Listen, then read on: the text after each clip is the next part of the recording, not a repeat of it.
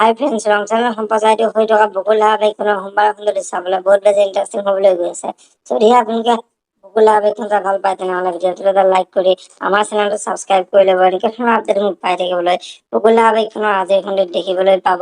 আদিৰ মাক অদিতিক আগবঢ়াই থকা দেখি আদিৰ দেউতাকৰ বহুত খং উঠিব আৰু আদিৰ দেউতাকে এইবোৰ কি হ'বলৈ ধৰিছে, এইবোৰ ইয়াতে বন্ধ কৰ, আৰু মই থাকোঁতে শত্ৰুক এইখন ঘৰত আগমনি চলিছে, এইটো কেতিয়াও হ'বই নোৱাৰে। ইহঁতক ফালে ফালে এইখন ঘৰৰ পৰা ওলাই যাবলৈ দিয়ে, নহ'লে মই অদিতিক ইয়াতে শেষ কৰি পেলাম বুলি আদিৰ দেউতাকে আদিৰ মাকৰ আগত কোৱাত আদিৰ মাকে বহুত ভয় খাব। এতিয়া বাৰু আদিৰ মাকে অদিতি আৰু আদিক ঘৰৰ পৰা ওলাই যাবলৈ ক'ব নেকি? দেখিবলৈ পাব বকুল ধাৰাবাহিকখনৰ আজিৰ খণ্ডটিত।